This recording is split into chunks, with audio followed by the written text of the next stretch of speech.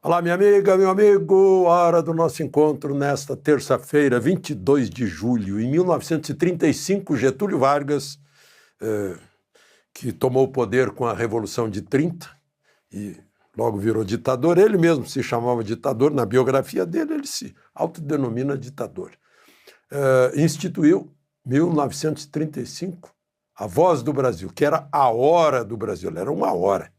Das 7 às 8. Eu lembro que meu pai trabalhava em rádio, o último programa era um programa esportivo que terminava às 7, em seguida tocavam os acordes da abertura do Guarani de Carlos Gomes e entrava a Voz do Brasil. Eu lembro que quando eu estava no governo, Figueiredo, a gente tratava muita coisa com a Voz do Brasil, porque tinha grande penetração na Amazônia, né? Onde, naquele tempo, né, 1979, ainda não havia todo esse alcance aí proporcionado pelo mundo digital. A Voz do Brasil revelou grandes locutores e locutoras, né, grandes vozes. Eu não vou dizer aqui nenhum, porque eu vou esquecer dos outros e não quero fazer injustiça. Enfim, fica aqui o registro. Lembre-se de se inscrever e, ao final, de deixar o gostei ou não gostei.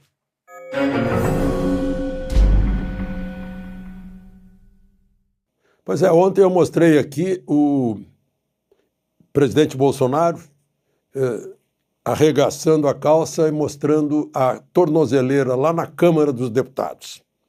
Eu tomei o cuidado de tirar o som para não parecer que ele estivesse dando declarações numa rede social, né? Porque estava proibido. Porque não tem como, se ele entrar numa padaria, alguém vai filmar tudo que ele está conversando, né? Vai registrar e vai publicar na rede social. Ele não tem como controlar isso. Ele foi lá para uma reunião com seus apoiadores da Câmara, os deputados, em geral deputados do PL, que tentaram fazer uma reunião hoje, mas foram impedidos pelo presidente da Câmara. Hugo Mota cortou até o ar-condicionado, dizendo, não, está em recesso.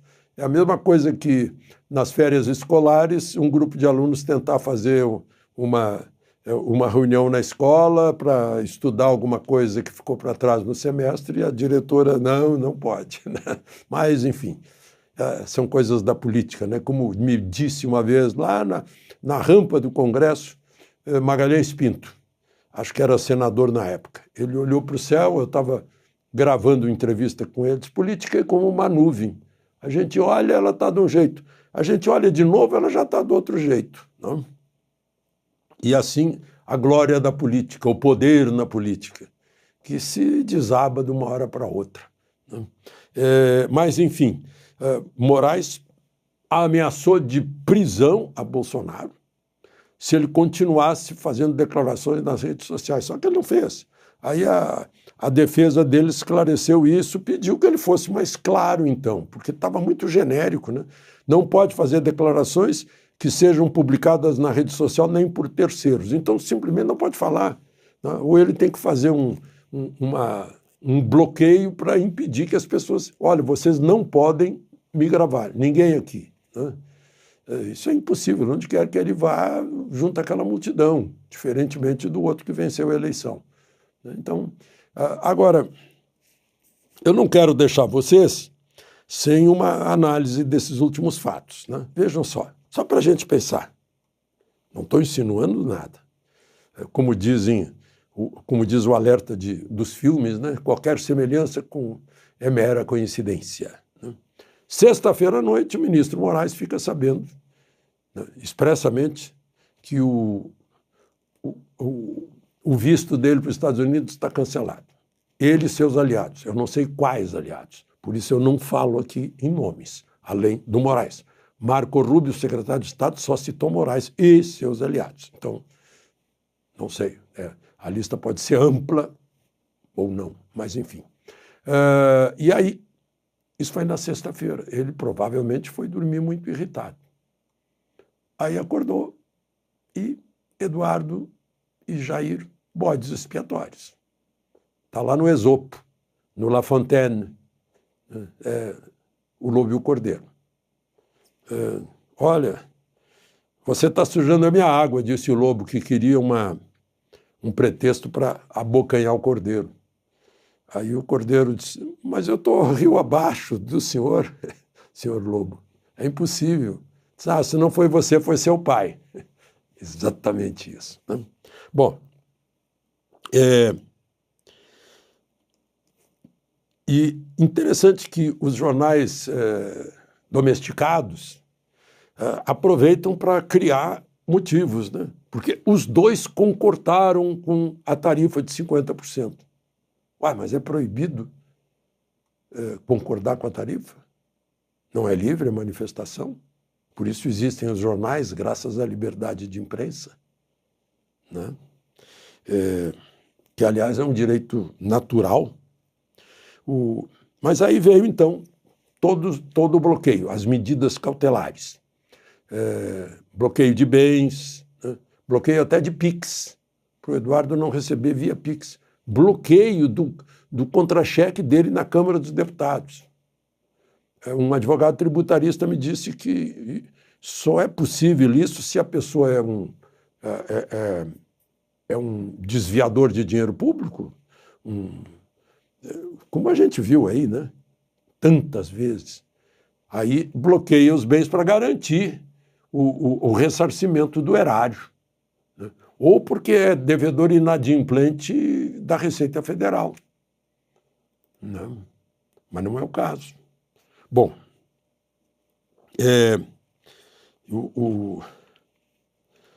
enquanto isso, lá no Chile, o presidente Lula defendia a democracia, né? E confirmava que aqui no Brasil está vigente o devido processo legal, o amplo direito de defesa, o contraditório, etc., etc., etc., com a maior cara de pau. Mas vejamos, teve um voto divergente. Um voto do ministro Fux. Bendita a escolha de um juiz de direito de carreira com notável saber jurídico, como diz a Constituição, para o Supremo. Esse é o ministro Luiz Fux, que passou por fóruns lá, por instâncias complicadas no Rio de Janeiro, inclusive Duque de Caxias, Baixada Fluminense, né? Então, aí eu li o voto dele, conciso, 5 páginas, derrubou um por um dos argumentos do relator Moraes, que foram aprovados por outros 3 ministros, Dino, que é juiz federal de carreira, Zanin, que foi advogado de Lula, e Carmen Lúcia, que parece que é do Ministério Público, né? Aí ele começa, né? Tem que fazer um resumo, porque são 5 páginas, que o Supremo ia sofrer influência do Eduardo Bolsonaro e do Jair Bolsonaro.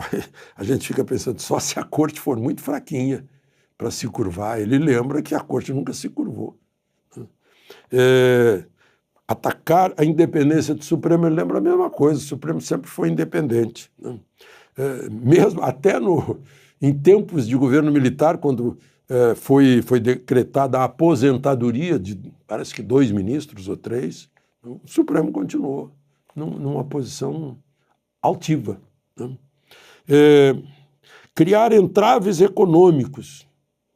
Aí ele disse, o problema de entraves econômicos na economia, as tarifas, isso é um assunto do presidente da República e do Ministério de Relações Exteriores, né?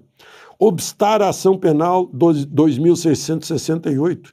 Aí ele estranha, porque a ação já está com instrução judicial concluída e em alegações finais de defesa.